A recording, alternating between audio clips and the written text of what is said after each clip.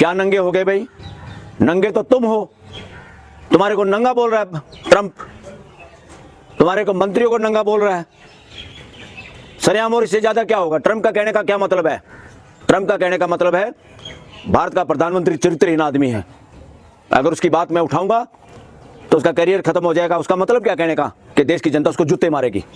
ये 3 बच्चे की बात आई कहां से? कोई लठों की दुनिया चल रही है? लठ से दुनिया चलेगी या मानसिकता से चलेगी, विचारों से चलेगी?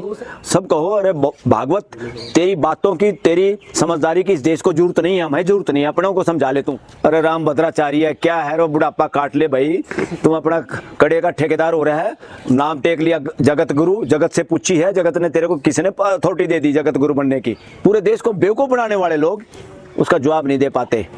ना आरएसएस कहती, ना पॉलिटिकल लीडर कहते।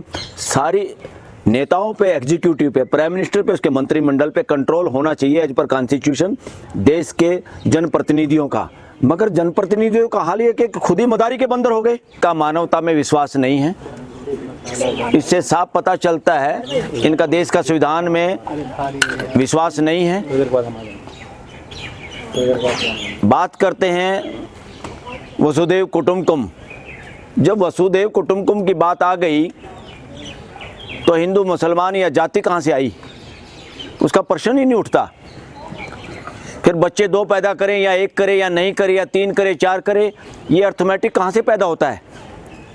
इससे पता चलता है ये मैसेज देश और दुनिया के लिए नहीं है। देश और दुनिया के लिए तो खतरनाक है। ये मैसेज दरअसल उन्होंने वर्णवादियों के लिए दिया है।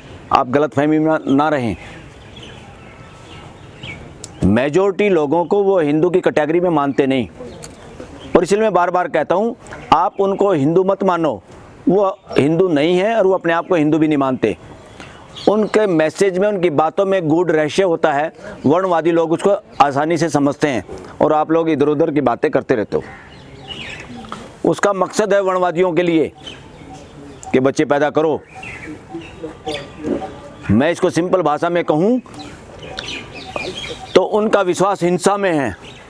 उनको कोई डर सता रहा है कि जो शोषण हम कर रहे हैं, जो शोषण चल रहा है, जो शोषण का आधार वर्णवादी कुव्यवस्था है और वर्णवादी कथा कहानियाँ ग्रंथ हैं जिनको हिंदू ग्रंथ के नाम से परोसा जा रहा है और आज तक परोसा गया। दुनिया और देश गलतफहमी में है।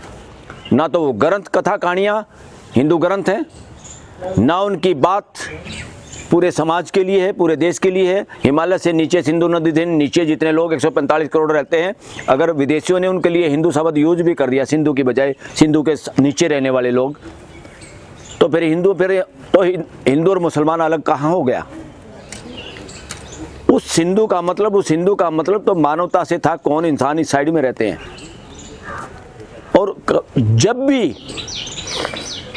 चोर को चोरी करनी हो, बदमाश को बदमाशी करनी हो, वो गिरगिट की तरह रंग बदल बदल के आता। देश को अभी भी समझने की जरूरत है क्या? कितनी और समझदारी चाहिए?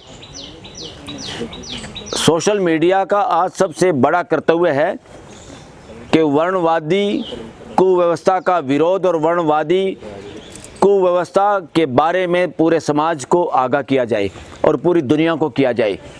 पूरी दुनिया को बताया जाए कि इंडिया के अंदर एक बहुत घटिया, हजारों साल से एक कुव्यवस्था के नाम पे व्यवस्था थोपी गई लोगों पे, जिसका नाम है वर्णवादी कुव्यवस्था, वर्णवादी घटिया व्यवस्था।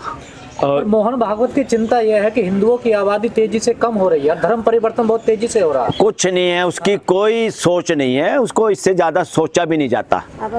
ये लोग क्लोज्ड माइंडसेट के लोग हैं, बंद मानसिकता के लोग हैं, उसके बाहर तो सोच भी नहीं सकते।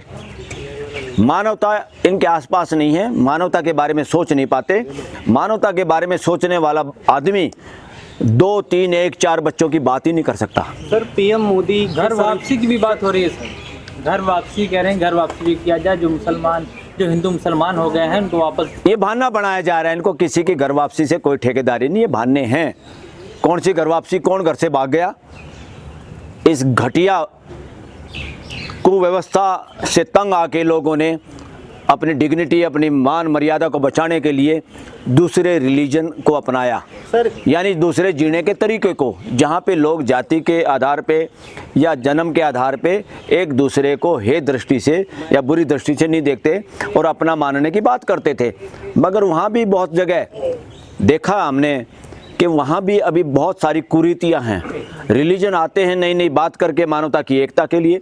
सभी रिलीजन की जिम्मेदारी है, सभी रिलीजन का ऑडिट करने की जरूरत है, सारे रिलीजियस ग्रंथों का ऑडिट करने की जरूरत है और इन धार्मिक सो-कॉल्ड धार्मिक नेताओं का ऑडिट करने की जरूरत है।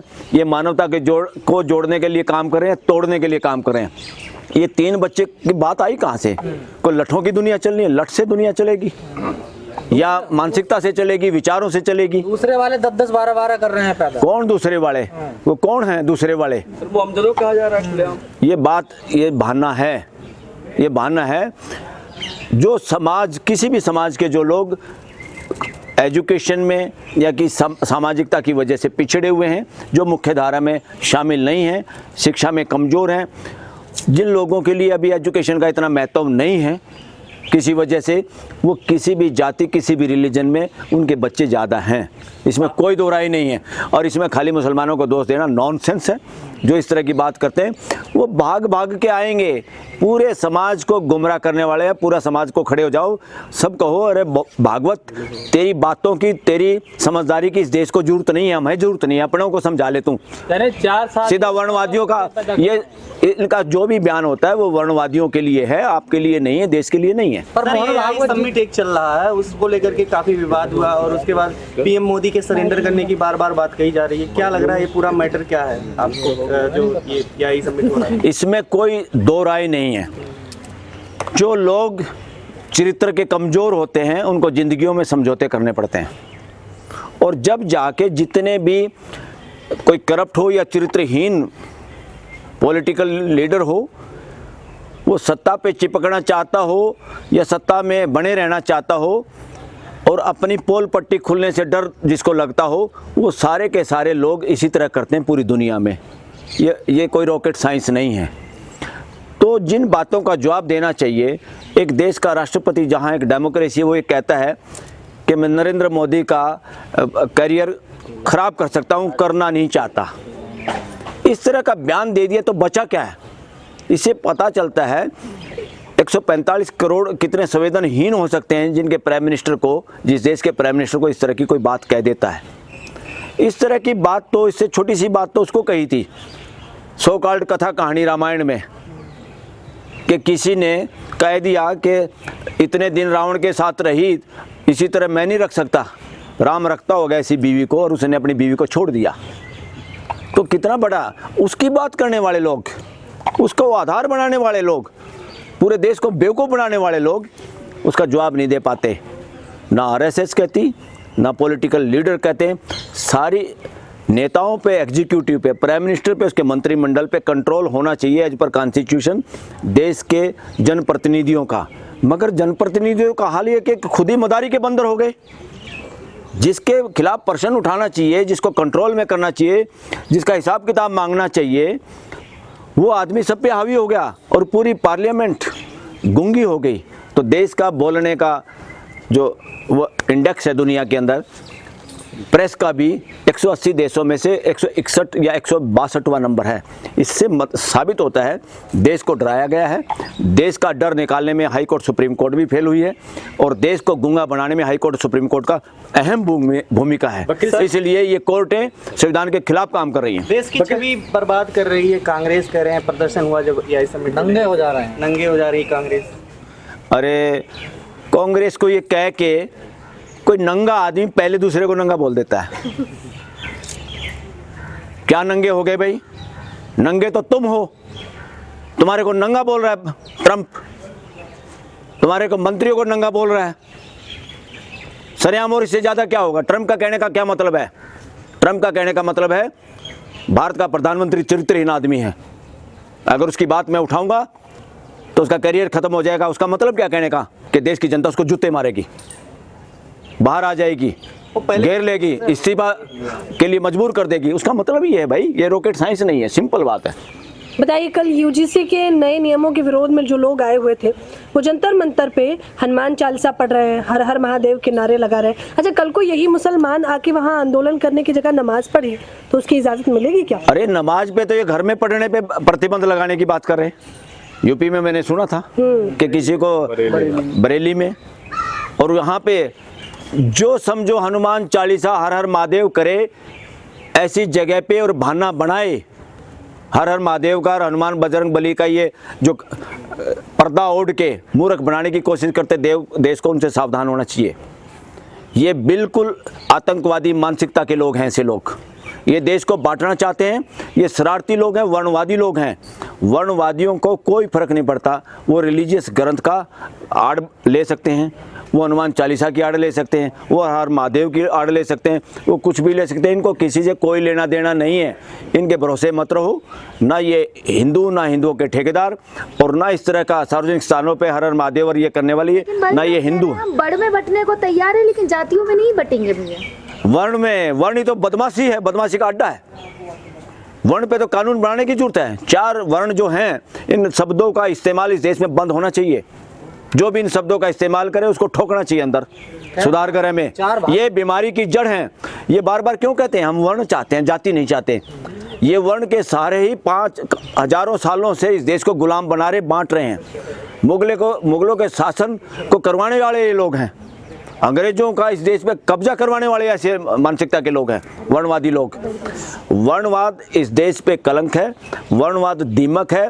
वर्णवाद पे ऐसा पेस्टिसाइड छिड़को, इसको खत्म करने की जरूरत है, इसकी मुंडी रगड़ने की जरूरत है। रामभद्राचार्य कह रहे हैं कि अगर यूजीसी रेगुलेशन लागू होते हैं तो देश में गृह युद्ध जैसी स्थिति हो जाएगी। कौन कह रहा है? रामभद्राचार्य।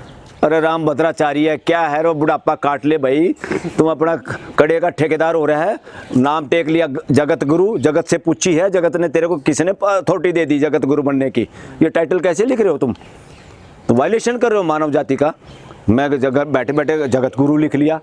बोली बोली बात करता वो। हमारे लोग उसको बोली तरेड़ कहते हैं। बोली तरेड़ में मूर्ख बुजुर्ग नॉनसेंस बातें करता है, वर्णवादी है, घोर जातिवादी आदमी है। इनकी बातें मत कहा करो। इनको जगत गुरु बना के खामखा की प्रसिद्धि मत दिलाओ। सर इन ऐसे लोगों को जगत मूर्ख जरूर कह सकते हैं जगत गुरु की जगह। वकील साहब, सर भारत के लोगों ने चाइना का कुत्ता चुरा लिया सर। अरे इन्होंने लोगों का पैसा चुरा के वो इलेक्ट्रोल में भी चोरी, सीना चोरी, चुराने के अलावा क्या कर रहे हैं ये? कुत्ते चोरी करेंगे ये? हाँ, देश नहीं चुराना चाहता। ये जिस संगठन से आ रहे हैं लोग, और जो संगठन है जिसने बहरूपिया रूप धारण करके इस देश में भ्रम फैलाया कि हम मानव निर्माण, चरित्र निर्माण की बात करते हैं, मैं कहता हूँ दानव निर्माण की बात करते हैं और चरित्रहीन लोगों को पोषण देते हैं। वकील साहब, एक बात बताइए, जब देश में इतना बड़ा AI समिट हुआ, पहली बात तो मोदी जी ने अच्छा काम किया कि हिंदू मुस्लिम से हटके कोई साइंटिफिक तौर पर बात की। आप फिर भी उसका विरोध कर रहे हैं। उसका विरोध नहीं कर रहे। AI का विरोध नहीं कर रहे, सम्मेलन का विरोध नहीं है। ऐसे सम्मेलन तो होने चाहिए जब कम से कम इतने लोग इकट्ठे हो जाएं। देश ने विकास भी नहीं किया है तो जिन लोगों ने किया है उनके साथ मीटिंग होना, आपस में कोलैबोरेशन होना, नेटवर्किंग होना कोई बुरी बात नहीं है। इसमें कोई नरेंद्र मोदी का विरोध नहीं करता। नरेंद्र मोदी का विरोध होता है उसकी हिपोक्रेसी की वजह से, जो ड्रामेबाजी करता है, जो वो प्रश्नों से भागता है। इसलिए चोर के मन में मोर। कभी भी देश डेमोक्रेसी में हर आदमी, खास तौर पे प्राइम मिनिस्टर तो सबसे ज़्यादा जवाबदेही की पोस्ट है, उस पे वो आदमी बैठा हुआ है, कभी भी प्रश्नों के उत्तर नहीं देता, पार्लियामेंट में सामना नहीं करता, पार्लियामेंट से भाग के विदेश में भाग जाता है। क्या है भैया, कौन सी विदेश नीति बना दी? क्या हो गया? 2-4 देशों से कोई अवार्ड जीतना हमारे लिए कोई गौरव की बात नहीं है। इस देश के लिए गौरव की बात है कि देश का प्राइम मिनिस्टर एक एक बात का जवाब दे। देश का प्राइम मिनिस्टर एप्स्टीन फाइल का हिसाब किताब दे। देश का प्राइम मिनिस्टर उन सब बातों का प्रेस कॉन्फ्रेंस करे तो की ना, और प्रेस कॉन्फ्रेंस में गोदी मीडिया का एक भी पत्रकार ना हो, सोशल मीडिया के पत्रकार हों और देश के सोशल साइंटिस्ट और एक्सपर्ट लोग, समाज सेवी लोग उन प्रश्नों को पूछने वाले हों। जब इतना बड़ा, जब कांग्रेस के लोग घुसे तो प्रेस कॉन्फ्रेंस मंच से उन्होंने भाषण दिया ना। क्या भाषण दिया? कि कितना इस तरह की बातें बोली ना कि कांग्रेस तो नंगी है, वो क्या कर सकते। हाँ बताइए, इसलिए ऐसी बेहुदी बातें एक डेमोक्रेसी के प्राइम मिनिस्टर से उम्मीद कर सकते हैं क्या? बिल्कुल नहीं कर सकते। छीं आती है कि इस आदमी का लेवल क्या है। तो ये प्रधानमंत्री की भाषा थी, ये प्रधानमंत्री की भाषा नहीं, ये नरेंद्र मोदी अपने चरित्र को दिखाता मैं क्या हूँ। देश के प्राइम मिनिस्टर की भाषा नहीं हो सकती। डेमोक्रेसी और संविधान इस तरह की भाषा को अलाउ नहीं कर सकता, उससे हमारा देश का अपमान होता है। हम इस भाषा को स्वीकार नहीं करते।